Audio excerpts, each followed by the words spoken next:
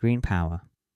The most absurd aspect of the green power is how strongly its legality is contested, especially considering how it has killed no one to date. Elements of it are available for clothing, food, medicine, and other practical industry, yet some powers that be have acted at all costs to keep it as regulated as possible. What's even stranger is how there was a time when the founding fathers of the oligarchical estates farmed the green power like crazy and even wrote their country's moral rules upon a green power-derived sheet of script. Why would a country deny access to something they could stand to make so much money from? The conspiracy-minded will be quick to say it's because the government knows it would take money away from the industry of pharmaceutical powers just as well as take away government influence over the minds of the average citizen. These days, the conspiracy-minded are more often than not correct in their suspicions, unfortunately. Even as the positive news behind green power and its kind nature piles up, somehow the government still requires more regulation of its market than the ALC, a power that reliably kills hundreds of thousands a year through its sheer toxicity as well as the accidents relating to such. Do the powers that be already know something about the potential of green power and how it relates to the great unknown, something we are only now just starting to understand? But enough of the politics. I was introduced to the existence of green power innocently enough when I was about 13. There was word that some older kids I knew, kids I looked up to, were experimenting with a certain illegal substance. The people who spoke about this around me, namely my mother and other parents of peers, tried to keep it hush-hush so as to keep my curiosity away. But I was the type to always listen. It didn't take long to learn about the green power through the use of online search engines. I had always known that it was a substance consumed by bohemians in the 60s era of our country, but I had never seen it nor truly understood what its essence was. It was a hippie-ish thing to be into, and weren't they made out to be a burnt-out bunch? To be high on green power was an idea I couldn't grasp the true nature of, nor the utility. The online literature didn't help clarify any of the moral grounds. What with the dissenters crying psychosis and the proponents claiming psychic liberation. When I knew for sure that two of my older friends were regular consumers of the green power, I found it hard to sleep without knowing what was going on with the green power once and for all. After online chats with both of my green power consuming friends, I made plans to meet up with one of them who lived nearby named Eamesy. I trusted him as much as any of my other respected older peers, though he was especially gifted with humour and recreation. One night I took a walk to meet up with him behind the local elementary school, where he gave me a petite morsel of green power contained within an Altoid tin. Upon my first gaze, I was blown away by the number of green hues present within the power, as if it were the ruling essence of all green energy in our universe. I was sure I had smelled it before, whether in the vicinity of the local bohemian shop Fire Chimp or on Eamesy's clothing, but putting my nose up to it close and personal gave me an olfactory impression I had not yet experienced. I could smell its ancient prowess, its kinship with incense, and its organic innocence all the same. Eamesy told me it was free of charge, and to let him know if I had any trouble finding a way to consume it, if I did in the end, in fact, want to consume it. I thanked him and made my way home. A week or so passed and I turned 14 years old. Though some online research advised against it, I decided it'd be okay to give green power a go in my adolescence. Unfortunately, I was a particularly melancholic teen who was growing increasingly disenchanted with my day-to-day life, so I figured that if all I was risking was psychosis, then what the hell? Besides, at least two people in my life were functioning individuals who actually seemed to be more enlightened than their peers, whether or not the green power was to blame. So I arranged an after-school green power date with my other friend, Darshana. He was an easygoing guy who was incredibly gifted at guitar and most other instruments, not to mention a true romantic with songwriting. His facial composition evoked the energy of a wise monkey, like Rafiki from The Lion King. We were able to meet up after I got off the bus, and we trekked up a snowy hill into the woods. I had my green power morsel from Eamsey, and he brought some of his own, along with a handheld consumption vessel. This first time of mine was just as underwhelming as the common law suggested. For the bulk of the population, green power does not grant its majesty to users on their first consumption. After barely figuring out how to work the system of hole plugging required to generate a plume of green power vapour, I found myself sitting in the snow unaffected, perhaps even more irritated than usual. It didn't help that it was just another green power consumption for Darshana, who grinned with more enthusiasm than ever as he squinted at me from a distance. "Dude, I'm like 3 feet off the ground right now," he said in recognition of the snow situating him, technically, some few feet above the ground. It was such a simple, ordinary fact to hear in a moment where I was supposed to feel something extraordinary that I practically scoffed at his simple amusement. I came off it quick enough, though, as I realised that at least I then knew how to consume it in the future, and I didn't mind the taste at all. It was at least tame enough of a thing to not send me over the edge upon first consumption. So I decided to take matters into my own hands and went back to Eamsey for a proper amount of green power, as well as to borrow a vessel with which to consume. He had no problem acquiring the stuff, and I didn't need much.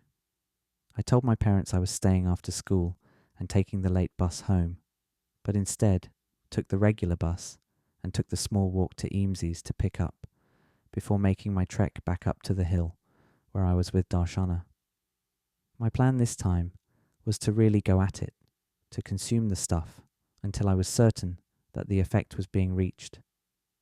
Atop the hill, I hid on the side most would never trek to, especially in the snow on a weekday afternoon. I went ahead and consumed 3 green power vessels in a row as I sat on my jacket in the snow. I suppose the first and second ones still hadn't served me the power. Still unable to detect whether or not I really felt something, I shrugged and got my jacket on.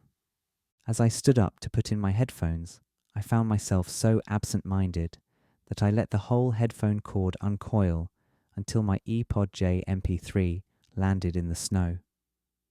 When I realised I had done this so carelessly, I laughed to myself and realised that the green power experiment had been a success. Freed from my overcritical, hyper-reductive psyche, I felt immense joy, unlike any other I had ever experienced.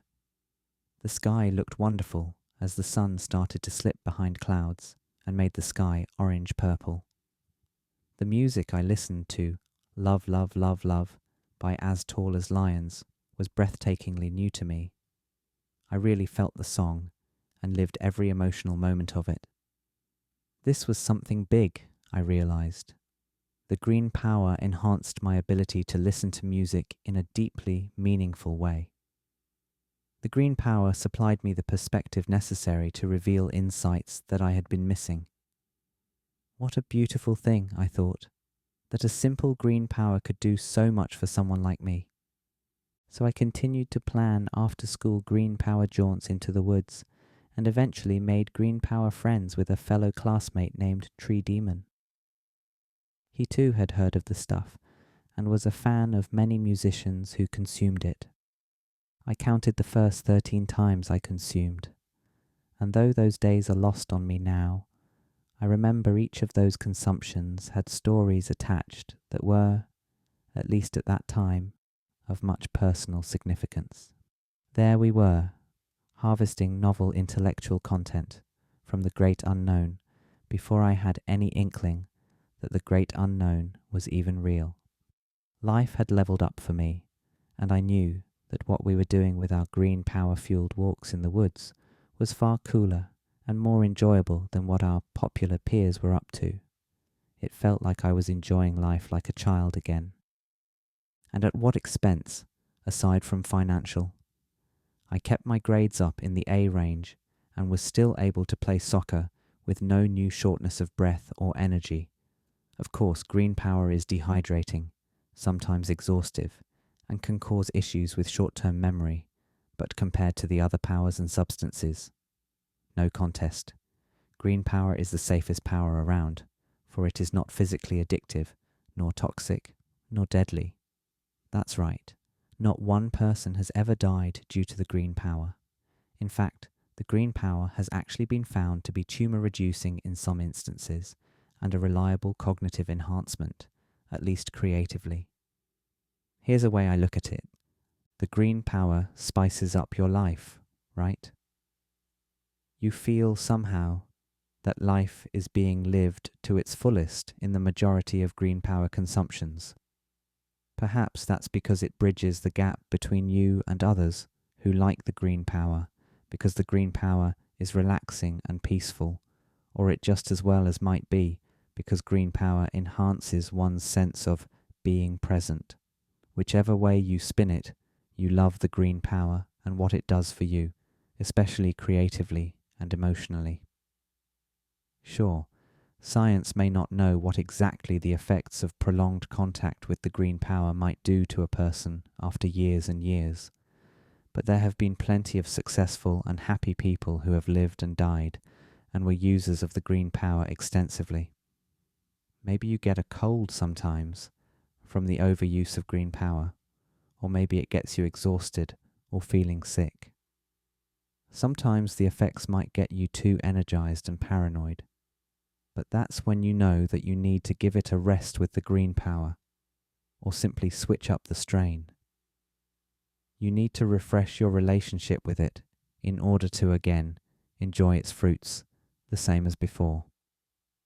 In the end, you can always come back to the green power, and it will most likely make you feel better than it makes you feel worse. So now tell me, why would you not use the green power? Why would you not continue your relationship with something that you learn to consider a fundamental supplement to life? People will bring up the illegality of green power as a reason to avoid it in itself, because they respect our country and don't want to break the rules. If only the poor souls knew what the green power could do to them, if they only opened their minds to it, and realized the government's general ambivalence to green power use when it comes down to daily enforcement of casual offenders. It must be one of the greatest FOMO-inducing moments when you are someone who doesn't try the green power until old age. In some ways, you may find it a reward for your discipline all those years, your old person treat, as it were. Well, fine, but you will never know what the green power life could have been like. To each one's own, I suppose, but don't make a power as harmless as the green power an illegal power to consume. To do so is fool's play at best, and a deadly cog in the machine of the war on powers at worst. Meanwhile, there are powers that are legal and societally accepted despite their yearly murder tolls, the obvious ones being smoky binkies and the alk spirits. Remember how I said that the green power has never killed anyone? The only violence and negativity that has ever came from the green power has only been because of its illegality, I'm willing to wager. Thankfully, we have smartened up over time. Estates now have the ability to make their own green power laws. All this having been said, I would be remiss if I didn't concede that green power isn't for everyone. Genetically, for example, it has been shown that some people are encoded with genes that send one who tries green power down a road of misery and psychosis. Yes, it's true, as much as I don't want it to be, that green power holds the potential to awaken paranoid psychoses in otherwise healthy individuals. It's still up for debate whether or not such people would go down these roads regardless of green power usage, but that's no great comfort for those who have seen their loved ones rendered practically useless, destroyed by a mere encounter. In light of all of this, all I can say is that I'm lucky that I haven't had such adverse effects from my green power usage, and I still feel like if people use the utmost caution, even those at risk, there may be some benefits to green power experimentation.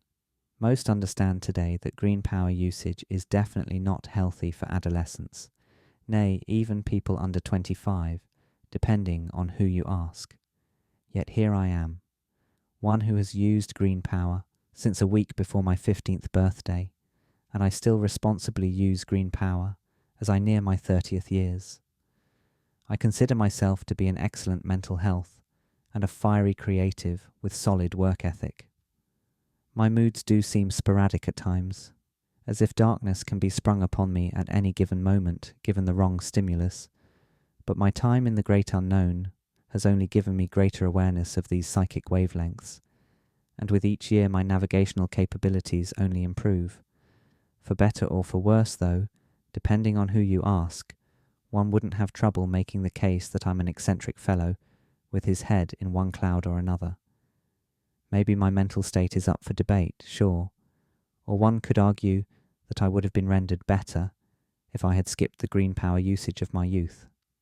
Maybe, but here I am, a functioning member of society, one who has enjoyed healthy personal relationships, one who is willing to go above and beyond artistically. Perhaps the green power isn't for everyone, and perhaps it isn't good for even the majority of adolescents, but for me it felt as much a rite of passage as pubescence, and I believe it's the safest power I could have come across in that abundance at that age.